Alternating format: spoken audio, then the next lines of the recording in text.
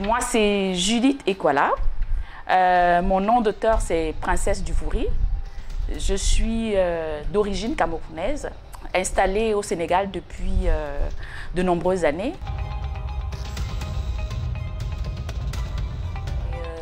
Souvenirs sombres, faire référence justement à tout ce qu'on a vécu qui est assez douloureux.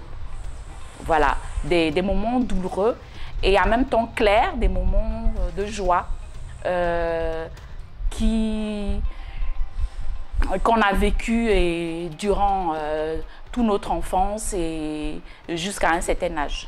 Parfois, il y a des situations qu'on a envie de partager, qu'on a envie d'échanger avec des autres, des situations assez particulières, assez douloureuses, des situations heureuses également, voilà, qu'on a envie de partager avec d'autres personnes. Dans une œuvre, généralement, c'est vrai que tout auteur est toujours proche de son héroïne ou bien de son héros en général, parce qu'il y a un rapport, souvent on se cache derrière cet héros-là, voilà, pour présenter un aspect de sa vie qu'on n'a pas toujours envie que les gens sachent que c'est nous qui l'avons vécu. L'histoire, en général, c'est toujours des histoires parfois qui nous concernent et l'héroïne dans Souvenirs sombres et clairs, c'est Julia. Et Julia, ça peut être moi, ça peut être toute une femme africaine, tu vois, toute personne qui se retrouve dans ces histoires qu'elle raconte.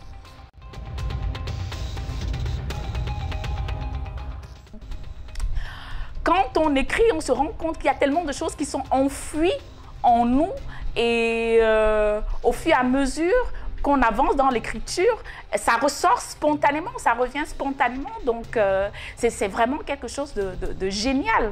Et je me suis rendu compte que écrire, c'est vraiment au-delà d'un métier. C'est vraiment quelque chose qui transporte l'auteur dans une autre dimension, en fait. Et je ne sais pas si les autres auteurs, les autres personnes, écrivains, pourront dire la même chose, ont ressenti la même chose que moi j'ai ressenti, mais globalement, moi j'ai été transportée en fait.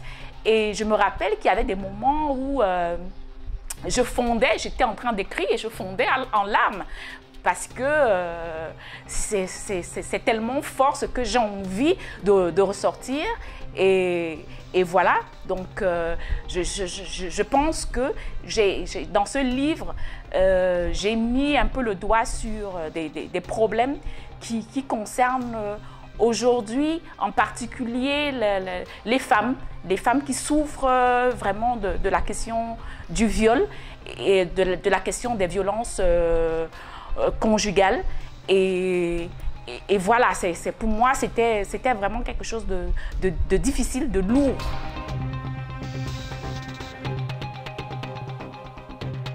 L'amour pardonne tout.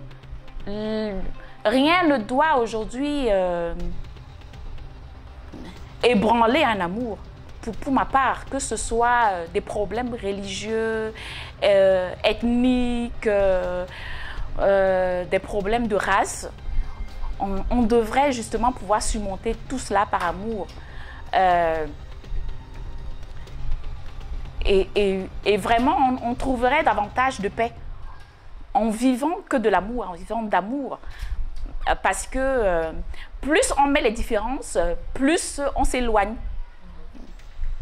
Voilà. Plus on regarde la différence de l'autre, plus on s'éloigne de l'autre. Parce qu'on a peur de ce qu'on réellement, on a peur de ce qu'on ne connaît pas, de l'autre qu'on ignore. Donc, généralement, il y a ce sentiment, cette crainte de l'autre, cette peur de l'autre qui fait que on a peur de s'investir dans une relation parce qu'on ne connaît pas d'où vient l'autre. C'est un peu la raison pour laquelle, dans beaucoup de familles, des gens préfèrent se marier entre eux. C'est un énorme blocage dans notre société.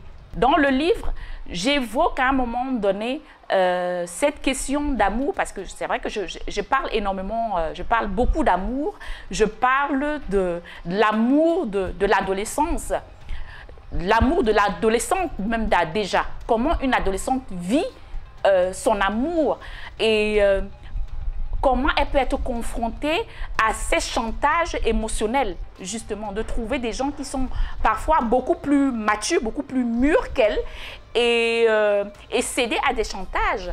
Voilà, donc je parle de ça, je parle également de cet amour-là entre une jeune fille et un homme qui est déjà marié. Comment cette rencontre se fait et l'attachement fort qui peut avoir entre ces deux personnes et quelles sont les conséquences de ce type de ce type. Et aujourd'hui, dans notre société, il y en a tellement et voilà, ce sont des choses qui généralement qui arrivent, mais je ne pense pas qu'un homme, il se lève le matin et se dit je vais tromper ma femme ou j'ai envie de tromper ma femme. Non, je ne pense pas. Donc je me dis parfois ce sont des choses qui nous tombent dessus et parfois, on a envie, comme les hommes sont ce qu'ils sont, parfois juste un problème de libido. Je vois une femme, elle me plaît bien, elle est mon style de femme, j'ai envie de satisfaire justement mon plaisir. Et après, il ne réalise pas qu'il devient accro de cette femme, il tombe amoureux. Et ça vient un peu montrer les failles même du mariage. Parce que généralement, les gens se marient pas par amour. On se marie parce qu'on a... On veut se marier parce que la société nous demande de nous marier. Est-ce que cette personne qu'on rencontre et qu'on décide de se marier, est-ce que cette personne, c'est la femme de notre vie? Et que les gens se posent les questions, à quel moment je dois décider véritablement que celle-là, c'est la bonne? Et maintenant, quand je fais le choix d'avoir une femme dans ma vie, il faut que je respecte aussi la loi religieuse, la loi spirituelle, que je sois fidèle à cette femme. Donc, Julia, pendant tout son parcours, rencontre des gens et elle perd un de ses amoureux même. Donc, il y a beaucoup d'éléments qui font en sorte qu'elle devient fragile et justement en quête, en permanence, quête d'amour, quête comment je peux dire, d'émotion, quête de stabilité émotionnelle. Voilà, elle se laisse parfois, elle se plonge parfois dans des relations qui ne sont pas toujours les bienvenues. Donc ça pousse parfois à réfléchir sur l'aspect de la solitude. Ce livre pousse à réfléchir sur l'aspect sur la solitude, parce que parfois on peut même être avec quelqu'un mais très seul. Voilà, mais maintenant comment gérer cette solitude-là, comment vivre seul, comment résister à la tentation de ne pas toujours prendre le premier venu, comment prendre le temps, voilà, de pouvoir se poser un peu, se dire je ne me précipite pas, je vais doucement, je suis sûre de ce que je ressens, que je ne me laisse pas embobiner par des propositions qui ne sont pas toujours celles dont mon cœur a véritablement besoin.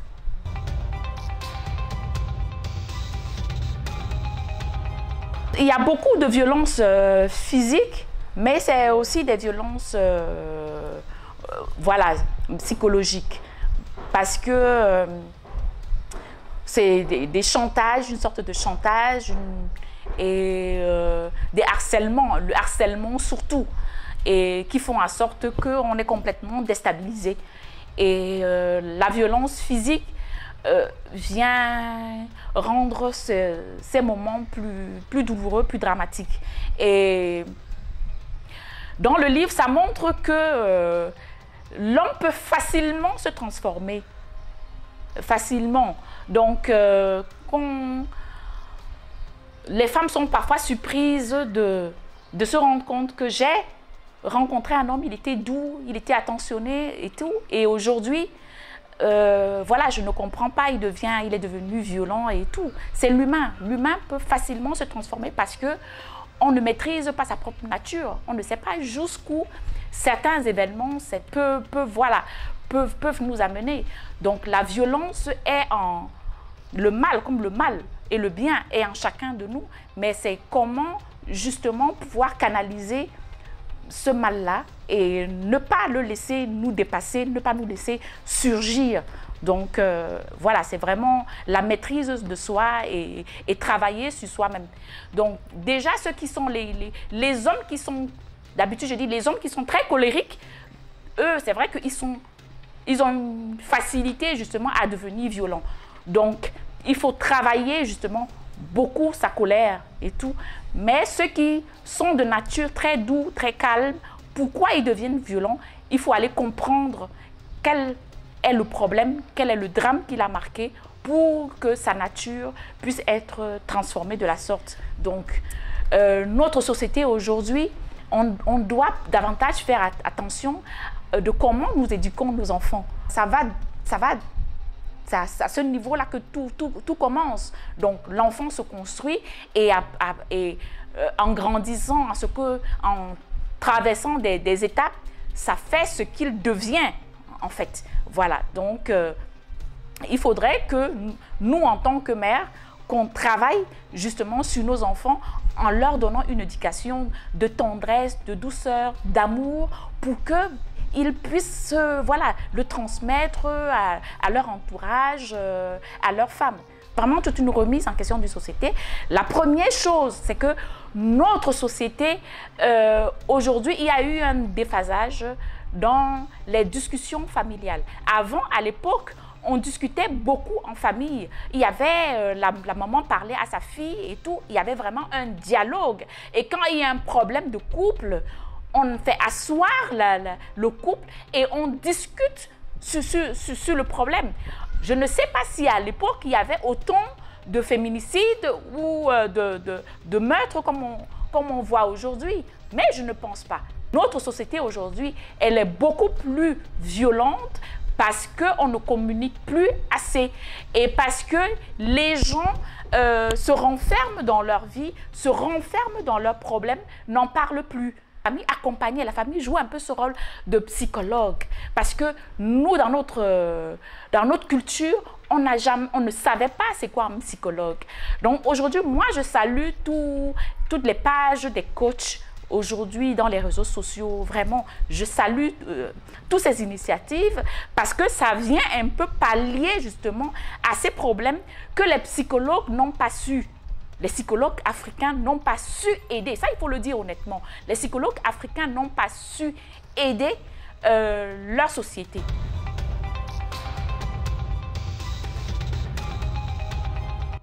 Je pense que le besoin des femmes d'écrire, c'est parce que beaucoup de femmes ont été toujours au deuxième rang. Leur histoire, elles n'ont pas beaucoup raconté leurs histoires et pourtant, elles ont des histoires à raconter.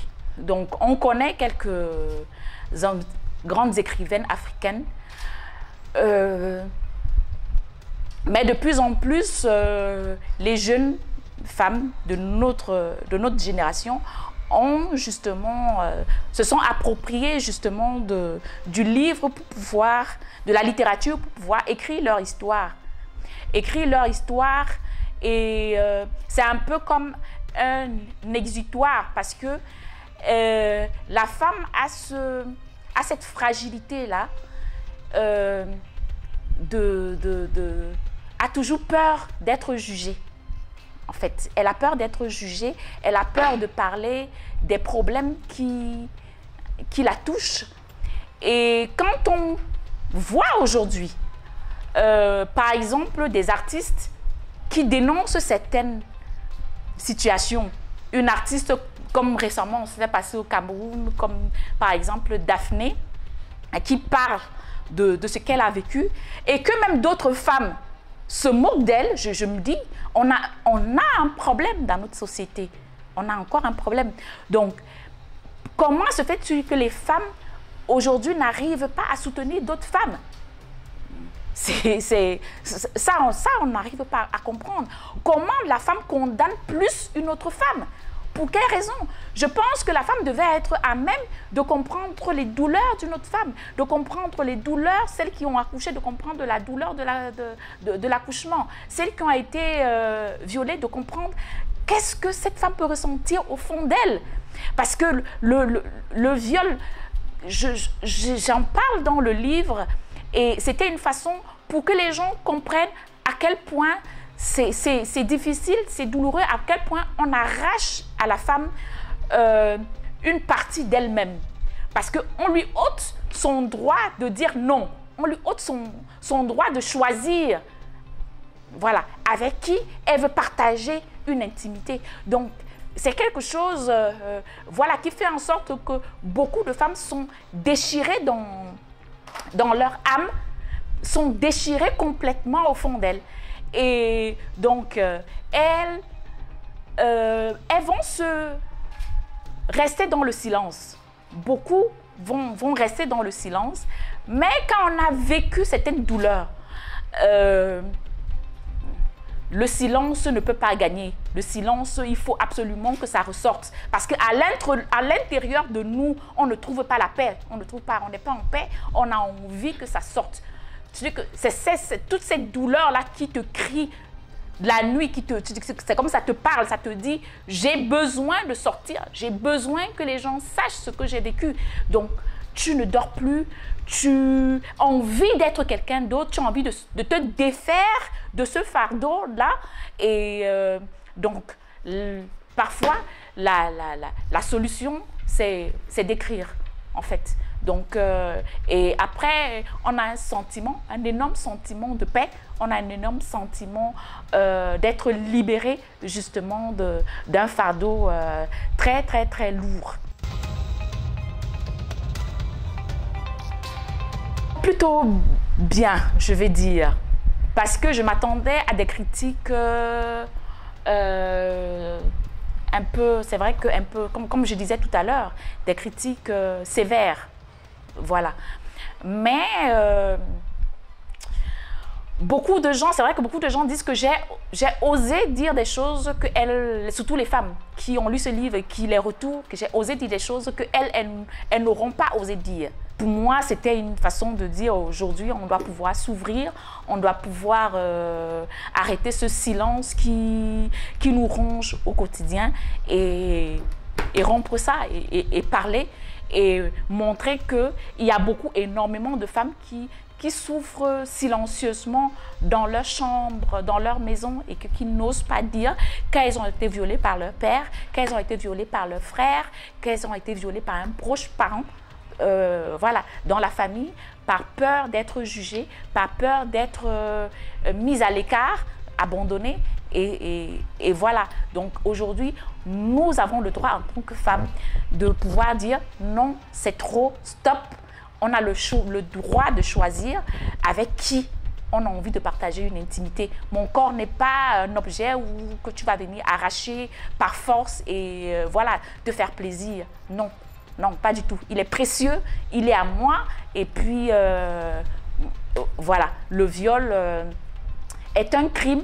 Et que dire également à tous ceux qui votent les lois et tous les députés, les hommes politiques, voilà, que défendre cette loi de criminalisation justement du viol, que ce soit pris au sérieux parce que c'est vraiment quelque chose de dur. On enlève, comme je disais, réellement quelque chose à ces femmes-là.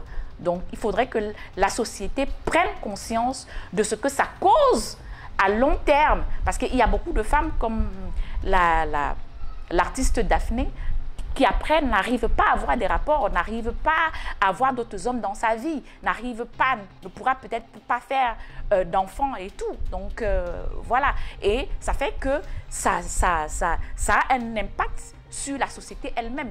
Donc, voilà. Donc, comme disait le docteur congolais, celui qui a l'habitude voilà, de soigner des femmes victimes de viol, pour lui, vraiment, le viol, c'est une arme de guerre. Donc, cette arme de guerre-là, justement, il faut qu'on l'arrache à ceux qui l'utilisent et qui soient sévèrement punis. Donc, Voilà, donc ce livre, j'invite tous ceux qui ont la possibilité de le commander sur Amazon, de le lire et qu'on puisse justement ensemble dénoncer davantage ces fléaux et que les femmes puissent raconter davantage leur histoire, parler de ce qu'elles ont vécu sans honte et fières de leur parcours. Et celles qui n'ont pas encore eu la force de pouvoir sortir de ces mariages de violence, sachent qu'elles peuvent le faire, elles ne sont pas nées pour souffrir et qu'elles ont toute la vie devant elles pour être heureuses également. Merci à tous. Donc, on se retrouve très prochainement pour une autre vidéo où justement on va au fur et à mesure parler des différents mots dont je parle dans ce livre. Donc, je ne sais pas si je vais prendre de la casquette de coach, mais ça sera une façon, voilà, d'aider les femmes qui ont été victimes de violences, de viols et tout, d'aider à leur disant que vous n'êtes plus seuls, on est ensemble, créer cette communauté-là, justement, pour pouvoir dénoncer davantage et sortir la tête de l'eau. Merci à tous.